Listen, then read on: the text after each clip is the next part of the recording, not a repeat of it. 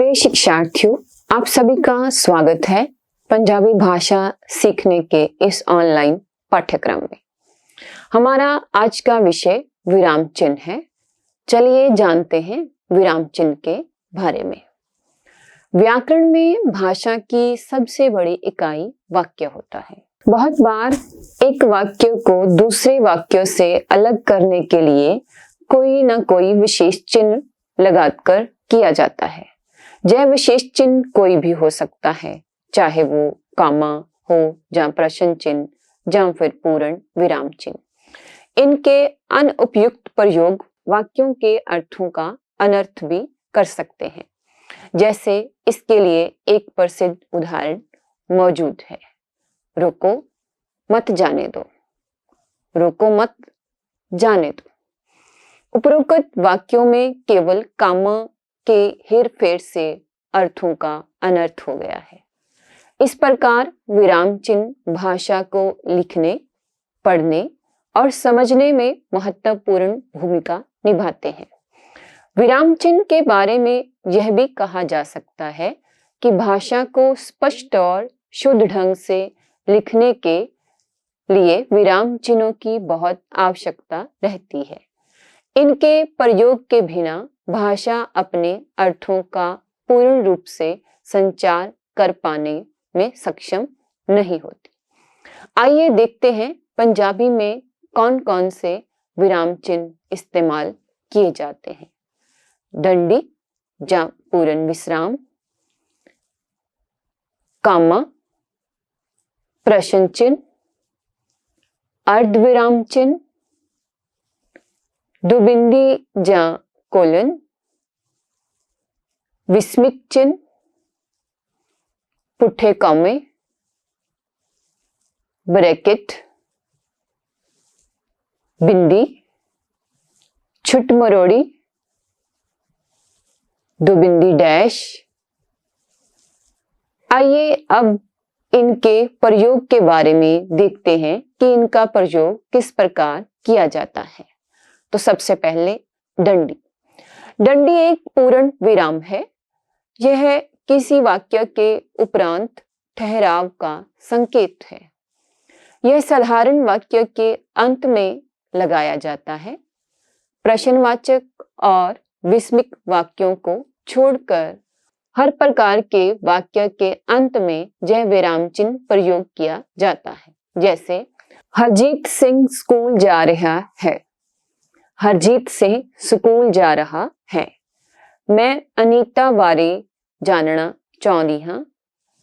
मैं अनीता के बारे में जानना चाहती हूँ। यह मेरी किताब है।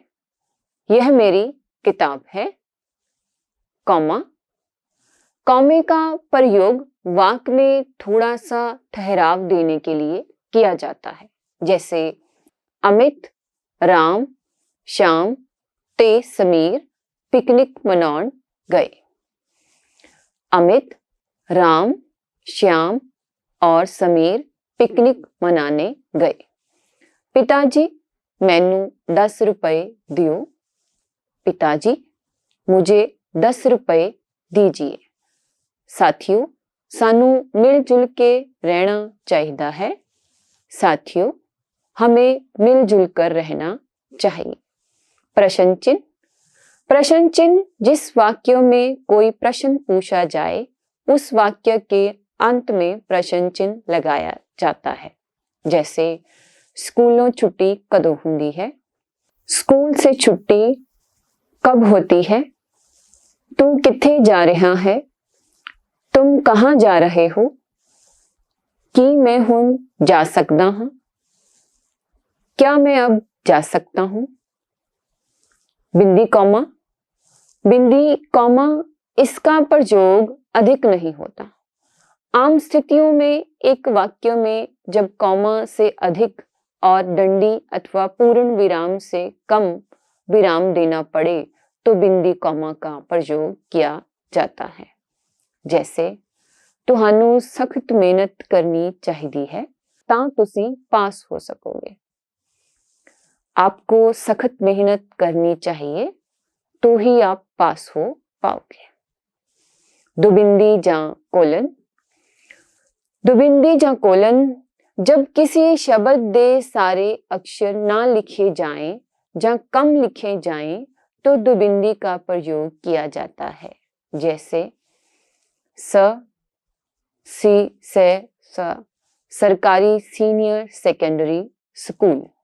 किसी शब्द, वाक्यांश या उपवाक्य की व्याख्या इत्यादि प्रदान करने से पहले दुबिंदी का प्रयोग किया जाता है। जैसे मेरे मनपसंदे पंजाबी ਸਾਹਿਤਕਾਰ ਹਨ नानक सिंह, अमृता प्रीतम, जसवंत सिंह कंवल ते ईश्वर चंद्र नंदा।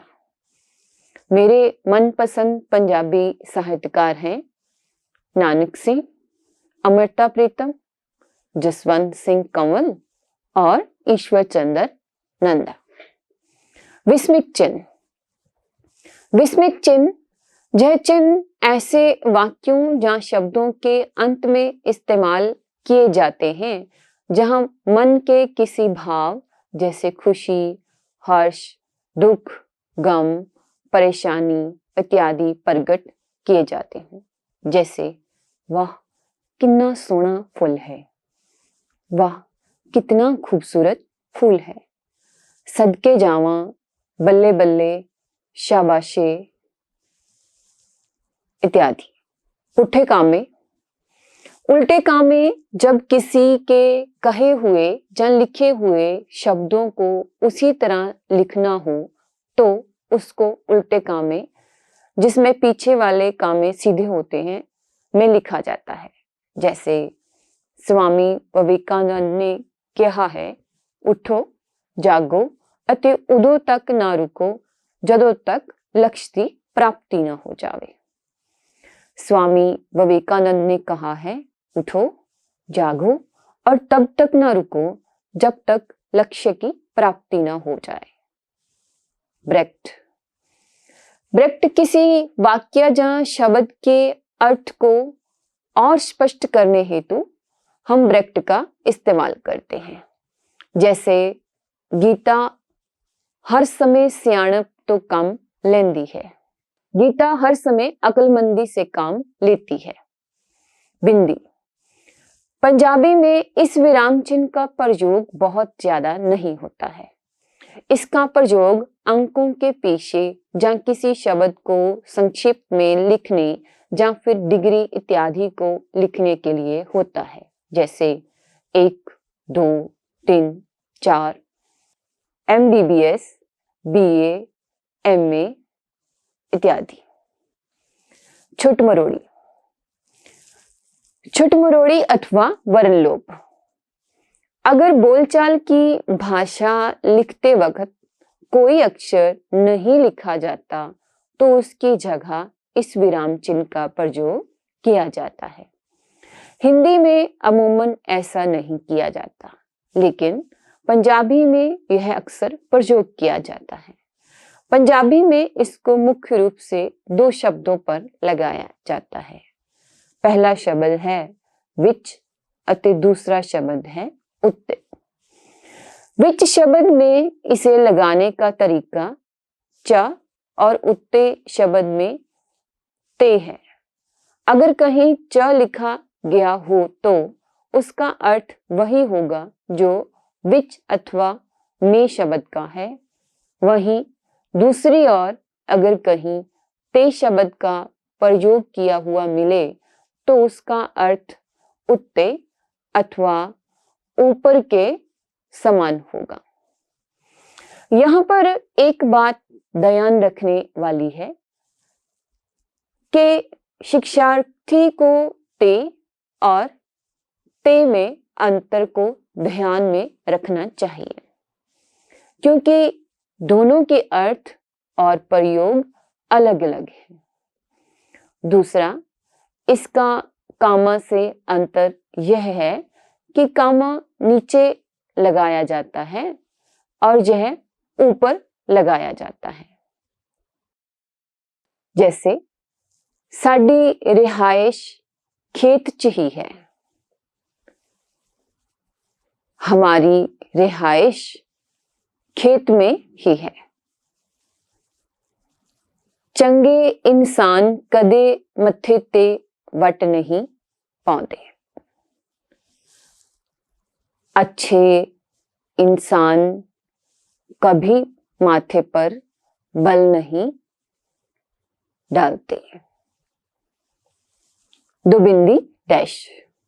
दुबिंदी डैश किसी शब्द, वाक्यांश या वाक्य की व्याख्या करने या उदाहरण देने से पहले दुबिंदी डैश का प्रयोग किया जाता है। जैसे खास नाम उसਨੂੰ ਕਹਿੰਦੇ ਹਨ ਜਿਹੜੇ ਕਿਸੇ ਖਾਸ ਥਾਂ, ਮਨੁੱਖ ਜਾਂ ਵਸਤੂ ਲਈ ਵਰਤਿਆ ਜਾਂਦਾ ਹੈ, ਜਿਵੇਂ ਜਲੰਧਰ, गंगा, मिल्खा सिंह। विशेष नाम उसको कहते हैं जो विशेष जगह, मनुष्य या वस्तुओं के लिए प्रयोग किया जाता है, जैसे जलंधर, गंगा, मिल्खा सिंह। धन्यवाद।